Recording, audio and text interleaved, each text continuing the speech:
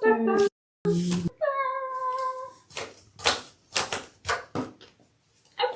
ready, Freddie?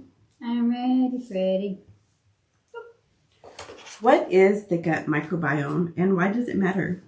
The answer is your gut microbiome refers to trillions of microorganisms, which are bacteria, viruses, and fungi, living primarily in our intestines. These microbes help break down certain fibers we can't digest. They produce vitamins like B and K and support your immune system, which I never knew your gut was intertwined with your immune system. It makes sense, though. Yeah. It kind of all plays a role in your overall health. Yeah, for sure. It's described almost like an organ itself. So it's like whole body wellness is the importance. I know we talk about little different aspects of it, but yeah, we have to really pay attention to our whole body. Yes. Especially, what you're putting in your body. It's like so important on what we're eating and how it affects us. This crazy guy I knew one time named Tim, he explained it like this. When you put gas in your vehicle, you're very specific. Like you're going to do the premium if that's what your car requests or requires. You're not just going to put any kind of gas with hairs and dirt and everything in it. But we put that toxic stuff into our bodies. Yeah. We're more concerned about our vehicles than we are our own bodies. And I thought that was like an excellent way to describe it. Yeah, it's a really good way to describe it. Yeah. So how common are digestive or gut health issues among adults? Oh, they're very common. So, for example, a survey by the American Gastro Association found that almost 40% of Americans reported they stopped routine activities because of uncomfortable bowel symptoms. Well, that's high. Probably constipated or whatever they eat cause serious cramps. Just is probably what happens. Diarrhea stops everything. Oh yeah, diarrhea does stop everything. Despite this prevalence, many people don't talk about gut health and how it intersects with midlife changes. And we'll get into more about midlife changes because we know what happens there.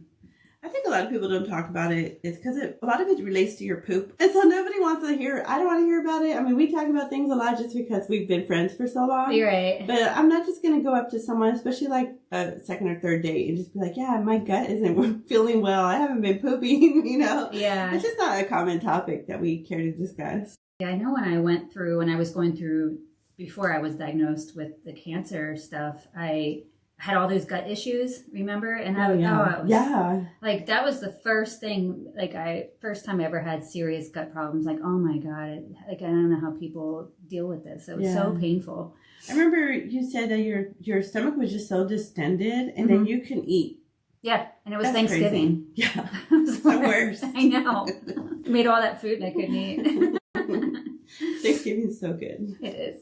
What changes occur to the gut microbiome during midlife and menopause? Because menopause.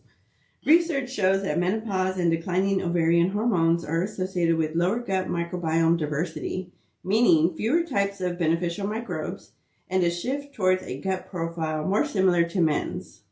Does that mean that we're going to start farting more? Do you have gas more? We probably do get gas more as we get older. Yeah, it's a common thing. I remember, sometimes my parents, when they were, 80s and stuff, they would just toot, and I don't think they knew it was coming. And I would look at them like, did you know that happened? And they're just like nothing happened. So I think it does happen, but I don't want my microbiome on my gut to be more like a man. Me either. It's horrible. Yeah, and it says for women in midlife, this means gut health isn't just about digestion. It's tied to hormone changes, metabolic health, bone health. And we talk about bone health a lot with us aging and how we need to pay attention to that. I just didn't realize that gut health was tied to so much within our bodies. Like you hear about it all the time, but I didn't realize how much I needed to pay attention to that. Yeah. I mean, that's everything from your mouth all the way down to your butthole. That's a good way to put it. I mean, it's like a huge part of it's your whole digestive system. Yeah. I had to look it up. I had to Google, what does the gut look like? And they pretty much showed your intestines, everything, all that stuff in there. I was just interested to know. When you talk about your gut, it's literally all that. So what's the connection between the gut and the immune system, since we were talking about that? The gut houses a large part of our immune system. For example, about 70% of immune cells are thought to reside in or be connected to the gut. That's crazy. 70%. That's enormous. Like, I never put that together. Like, I had no idea.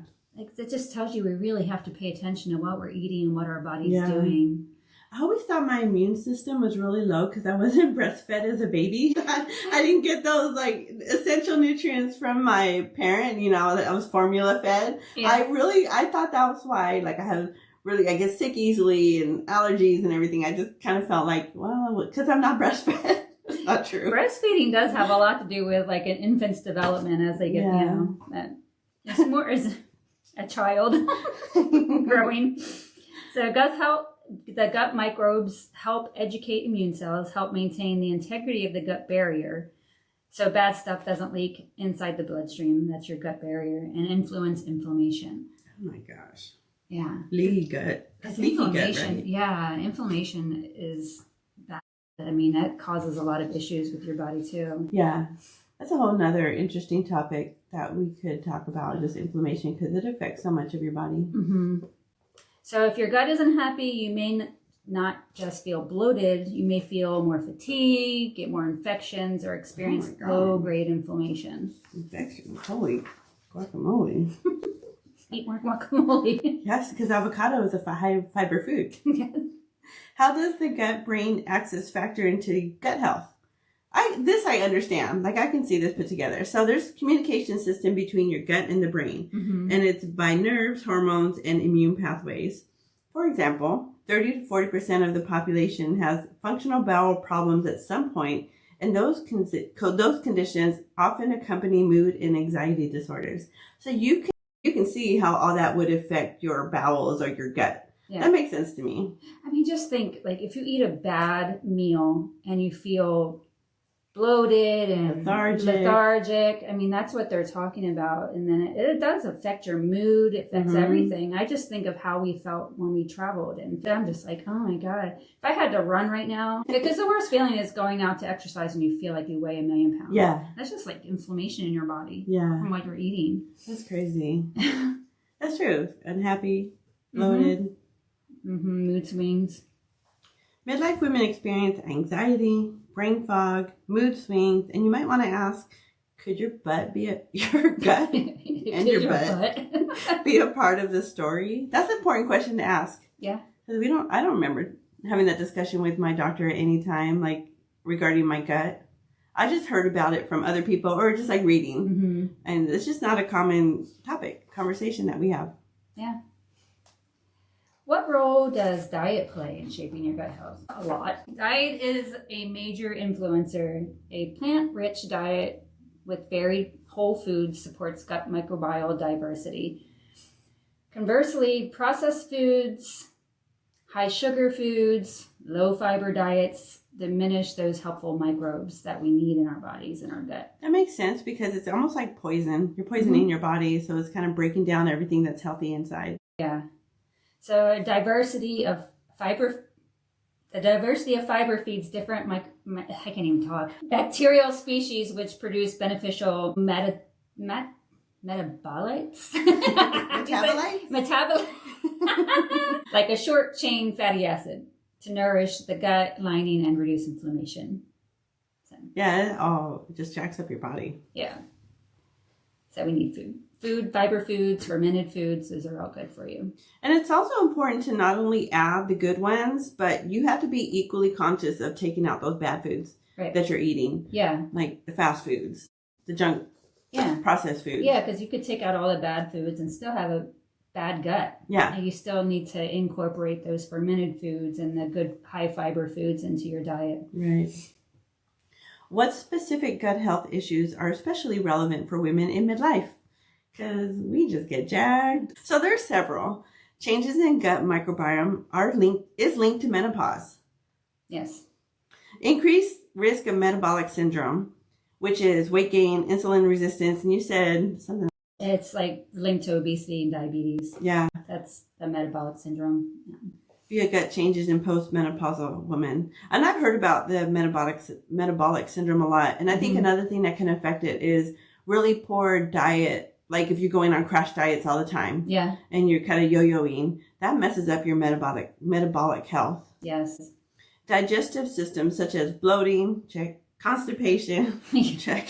Acid reflux appearing or worsening during perimenopause are also symptoms. For example, one survey suggested around 91% of women had gut health changes during menopause.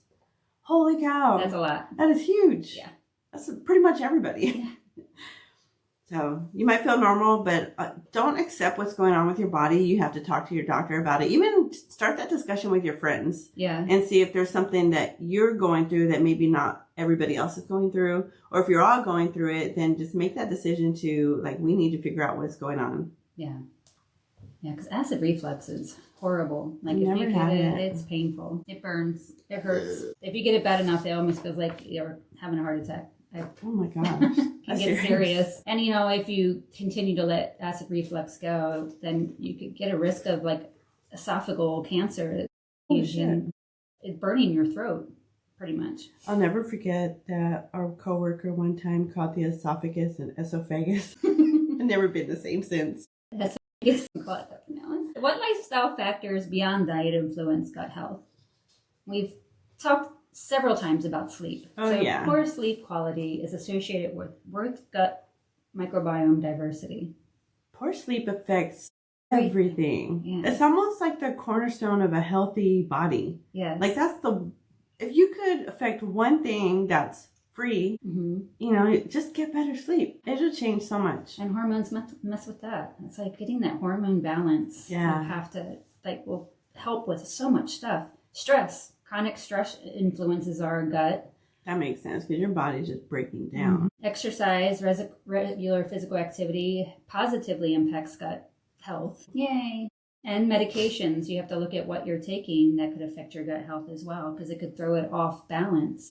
That's true. I never thought of putting that together. Yeah, antibiotics, acid suppressants, and other different medications can affect it. So. Oh yeah, it does say gut health is a whole lifestyle health. Not just what you eat. Sleep, move, think, manage stress. Yeah. Stress management is so important. It is. We've had that conversation so many times just between ourselves, just about how stress will fuck you up. Yeah. How can someone assess whether their gut health may need attention? So here's what you need to look for. Bloating, irregular bowel movements such as constipation or diarrhea, gas. Everyone hates farting. Although it's still funny. I saw this little tip that if you are embarrassed to fart in front of anybody, like your significant other, especially since the bathroom can amplify it. Because it's echoing. Because it echoes. When you sit down, just spread your butt cheeks. It just comes out like a floof. Like it'll be just like... I can say that's one thing I don't mind about being single is I can just kind of like let it out whenever I want. Yeah, that's the best part. Yeah, I just want to throw that tip out there. Yeah. Spread your cheeks. I bet you'll try it. You have to try it at least once and then let me know. Food sensitivities, frequent illness, mood shifts, brain fog, joint pain, unexplained weight changes. Holy cow. So those are the things you need to look for to see if your gut needs attention. Also, I have to ask yourself, has there been a big change like in your life, such as, you know, you're entering midlife, your hormones are jacked up. What kind of medications have you changed? Because the stress of different factors in your life could cause your gut to act up. I mean, have you ever been stressed or worried and your gut is affected? Yeah, so you feel it. I think it's the first place you start feeling things, whether it's nausea or just other, Yeah, for sure. Encourage self-awareness. Yes. And journaling. That's a good idea. I really kind of want to journal my whole process of better sleep. Just everything in general. Like a health working journal. out. Yeah, exactly. Like a little health journal. How I felt. And then kind of what if I eat. I kind of eat the same thing every day. So if my gut is feeling differently for some reason, kind of figure out what did you eat. You don't want to eat that again. Yeah. Trust your gut for sure. What practical evidence-based strategies help improve gut health? Increase fiber. We need to increase 25 to 30 grams a day minimum, preferably from varied plant sources. So colorful plate. Yes. Make sure it's a colorful plate. Incorporate fermented foods or probiotic-rich foods such as yogurt, kefir, kimchi, or sauerkraut. Do you eat any of those, like kimchi or sauerkraut? Or we don't know. I like sauerkraut. Oh, I have never tried it, but it just seems gross. It's very tangy. I grew up with it, so it's something I ate frequently. Like my family would always have it for hot dogs and stuff like that. Interesting. So is that a Maryland thing, or that's just your family? It's like the German in my family. I think it's, I don't know. It could be just my weird family. That and lima beans. I love all beans. I'm a beaner. So eat a diverse range of plant foods. Manage stress, so meditation, deep breathing, and prioritize quality sleep. Move your body. Regular exercise also helps, because what do you call it? After you eat, what you call it? It's very important to get outside and go on a fart walk. A fart walk. And that just helps your body move. Like everything you ate, it helps it move through the system. And that's actually a thing. I'm surprised you never heard of it. I never heard of fart walk. So, and even 10 minutes is good enough. Yeah. It makes sense. It does. It gets your body, get your bowels moving and everything. It makes sense. Fart walk. After you eat, go on a fart walk and let us know how that works. You want to limit ultra-processed foods, added sugars, and high saturated fats. And use medications thoughtfully and discuss gut impact with your provider. So if you're on a bunch of different medications and you notice that your gut is a little wonky, talk to your doctor about it. Maybe there's something else they can give, or hopefully not incorporate more medication, because we tend to take medication for a medication. I know. Let's get a medication and treat the side effects with a medication and a medication. Sometimes you see those commercials for medications and they talk about the side effects. It's like projectile vomiting, diarrhea, excessive bleeding. And they say it so darn fast. Yeah, so you don't even want to be. And then when they give you the instructions or that come with your medication, it's so small you can't even read it. It's just insane. What role do fermented foods and probiotics play? And is there scientific support? Well, yes, there is. Fermented foods, just the word fermented makes me think that the food is going to be gross. Fermented sounds like it's going bad. Yeah, exactly. Fermented makes me think of like fuzzy stuff on top of it. Yes, like gross. That's not it. And it's just really stinky. It just means that it's live. Yeah, that's it. Yeah. That's all. Fermented foods introduce live bacteria, such as probiotics, to encourage a supportive environment for good bacteria. So we want good bacteria. Not all bacteria is bad. While research is ongoing, studies suggest they may improve gut microbiome diversity, reduce GI symptoms like less farts, and support immune brain function. Interesting. Brain function's good. Yeah, seriously. Make sure to mention, I'm supposed to read that. Probiotics are not a cure-all. Food first, then if needed, supplements under provider guidance. So also I was looking up how to know if something is really like a fermented food. It's one, it requires refrigeration. And then it'll also say on the label that it's fermented or cultured. And also, if it has vinegar in there as an ingredient, it's probably not a fermented food. Because that's trying to stabilize it, probably, the vinegar. Kind of like a salt. Yeah. Salt in foods. Yeah, salt is in a lot of processed foods. How does midlife hormonal change, menopause, affect gut health and related symptoms? Well, as women transition through menopause, so does the decline of estradiol and progesterone. This may reduce gut microbiome diversity, affect modality, so your progesterone will slow your GI movement, influence gut barrier integrity, and shift metabolic risks. Dang. Dr. Hope, what was that last name? Erica Hope. Yeah, Dr. Hope. When she was talking about estrogen being such an important factor in so many things, and she wasn't lying. Yeah, it's very important. I never knew that. Yeah. She really, I learned a lot from her. Yeah. That's why she's an MD. Right, exactly. These shifts can contribute to weight gain, insulin resistance, bone density changes, and possibly mood or brain fog via those gut mechanisms. Dang, I never put together how much your gut health influenced your brain fog. Me either. Right? I just had no idea those were correlated. So much. There's so much to think about. There really is.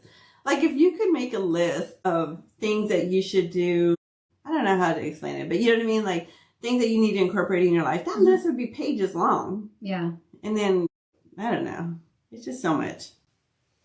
I mean, this all comes with like a balanced diet and making sure that you're getting the right amounts of recommended things such as the fiber and everything in your diet. Good sleep, working out. Yeah. All You don't have to go into it like I was overthinking it for sure. Yeah. Just get like those basics. Yes. But it is making sure that you're eating the right amount of fiber too. Yeah. For sure. We'll go into some fiber foods. And I didn't think I was eating enough fiber, but then when I saw that list, I was like, I'm not doing too bad. What are some of the myths or misunderstanding around gut health? Myth: all bacteria in the gut are bad. The reality is many are essential for health. Yes. I didn't know that. Another myth: a fancy stool test can tell me exactly which bacteria I have and what to do. That's not true. Many commercial microbiome tests are unregulated, and also the results are varied. I didn't know there was a poop test. Did you? Yes. I only know this because I was sent a test from the VA, and they wanted just a little scrape of my poop. What? Just to test it. And did you put the whole thing in the No, it's just a little piece of it, and you put it in this little tube and shake it up and send it in, and they test to make sure that your gut is okay. Wait, did you get the results? Yeah, they said everything was normal. Holy shit. Literally. I've never seen that before. I was like, okay, I guess my gut's okay. I would love to do that test just to know. Sign up for the VA. I need to do that. They probably will send you one. Another myth: gut health only matters if I have major GI disease. That's not true. Your gut health influences your immune, metabolic, brain, and hormone systems. It really does impact so much. Yes. Empower your listeners to be informed consumers. That's my commercial. Oh my gosh. What is a realistic next step for someone who wants to start improving gut health today? Pick one manageable change. Add a gut-friendly snack each day. Some mixed berries and yogurt. Good yogurt. Yeah. We have to remember, make sure that, what did it have to say? That's probiotic. Probiotic, yes. Or swap one processed snack for a fiber-rich vegetable option. Or go on a 10-minute evening walk to help your gut modality and stress relief. Fart walk. Do a fart walk. Then build up from there. And keep track of how you feel. I like that. Like, you don't have to do everything all at once. Just do one, just to make little changes. Maybe even once a month. Make those little changes. And the easiest thing to do is add a 10-minute walk. Yep. Right after you eat. Right after you eat. So here's some statistics. 70% of the immune system is located in the gut. Holy. That's a lot. That's huge. Digestive diseases in the U.S. have a prevalence of 30% among commercial insurance enrollees. Holy guac. One survey found that 20% of Americans say nothing they've tried has resolved their digestive issues. I feel like that's a broad statement because you really have to look at, what are you eating? What have you really tried? It's almost like the same where people say, I've been on every single diet and nothing works for me. But you can't just take that statement. You really have to look into what are they doing. Right. And I don't have the statistic on this, but, we used to have to take a colonoscopy at 45, and now it's 40 because people are getting colon cancer younger and younger and younger. Wow. So that's scary. Yeah, I think there's just so much stuff in our foods. Yeah. I would love to see the statistic on how colon cancer is directly related to processed foods. Oh, yeah. Huge, I'm sure. I'm sure it is. Whole foods are the best. They really are. If you can afford to put it in as much of it as you can put into your diet. I was really sad to find out that protein shake that I've been drinking for a couple of years, the Koaya brand, and it's plant-based, and I was like, okay, this is pretty good. And I put it into this app that just kind of like looks at different foods, and it says processed food. Don't drink like on a regular basis. And that wasn't my go-to. So do they consider pre-made protein processed food, or that's a good question. Protein? I'm curious how they look at like powdered protein. If it's just a ready-to-drink protein versus a powdered protein. But a powdered protein is processed food. Yeah. Like, I guess you just have to wake up, eat chicken. Some of those are shelf-stable. You look at all those protein shakes and the cartons on the shelf. Yeah. And that's scary. At least those had to be refrigerated. Yeah. But there are some that are shelf-stable. They're probably even worse for you. I think so. Just like canned soup. Yeah. I see it the same way. Yeah. Okay, so let's go down the list of some really good, healthy sources of fiber. And my favorite, fruits. Fruits. Apples, berries, bananas, pears. Ooh, pear sounds good. And oranges. Spinach. Leafy greens are great sources. Broccoli. Do you like Brussels sprouts? I do. I do too. But I probably overcook them because I like them a little crunchy. And you know, if you cook foods too long in high temperatures, it like cooks all the nutrients out of your food. That's true. The way you cook foods also impacts it as well. That makes me sad because I love sweet potatoes and I usually put them in the microwave. Probably should oven cook them. I saw a really good recipe with sweet potatoes that you bake and then you put it in the air fryer. Ooh, yummy. Yeah, and it makes it crispy and I don't know how much that impacts the nutrition sense of the sweet potato. But also whole grains such as oatmeal, brown rice, quinoa, whole wheat bread, and popcorn. I like popcorn. I'm still eating the, what do you call that bread that you have to keep refrigerated? Ezekiel bread. Ezekiel. That's just like ingrained in my head. I never even did the research to see if it was the best option. It's just low carb, I believe. It's okay. more of a plant-based type thing, if I am understanding it correctly. Yeah, some prebiotics. Beans. Oh, yeah, your beans. Love all the beans. And nuts. Almonds, flaxseed, pistachios, walnuts. So a lot of these, it's sad because with my gut is so out of whack that a lot of those foods I can't eat. And I actually have to watch how much fiber I eat because then I end up with too loose of a stool, which is probably way too much information for people. But I don't have 75% of my colon. So, but at least I have my small intestines. That's more important. I feel it's more important. That's the part of your body that soaks up all the nutrients. So. Oh, yeah. That's way more important. Just gotta hydrate. Hydrate. So, some other foods that heal, fermented foods. We talked about that. Yeah. So, yogurts, and then prebiotics, bananas, and onions. Onions. Asparagus. I never. I love asparagus. I never just got into asparagus. No? No. They just look crazy. Okay, and some other stats to mention. Nearly 40% of adults worldwide experience some form of gastro discomfort. Yeah, that's a lot. 40%. Yeah. Women are twice as likely as men to develop IBS, irritable bowel syndrome. That's messed up. I wonder why. Oh.